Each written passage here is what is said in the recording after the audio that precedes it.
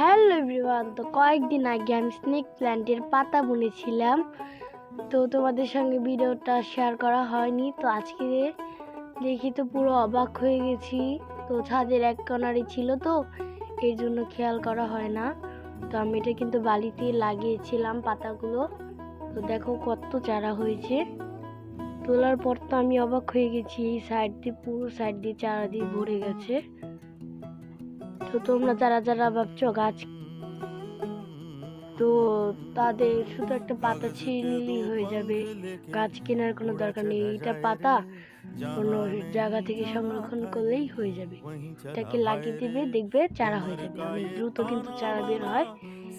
তো এই যে আমার চারা বের হয়েছে। তো আর তোমাদের আরেকটা চমৎকার জিনিস দেখাবো, চলো দেখো। কতটুকু টবে একটা গাছ লাগিয়েছি, জবা ফুল গাছ। দেখো সেই টবেই ফুল ফুটে গেছে, শুধু ডাল লাগিয়েছিলাম। আরো তো কেমন লাগলো তোমরা কিন্তু কমেন্টে জানিও। এত সুন্দর ফুলটা, আর ফুলের সাইজটাও কিন্তু মাশাআল্লাহ দিলে অনেক বড় হয়েছে। তো ছোট্ট একটা টবে লাগিয়ে যে আমি ফুল পাবো তা আমি আশা করিনি। তো ওই সাইডে একটা জবা ফুল গাছ দেখতে পাচ্ছ, ওটার ভিডিও কিন্তু আমি অলরেডি আপলোড করে দিয়েছি ইউটিউবে। যারা যারা দেখোনি দেখতে পারো এখন যে।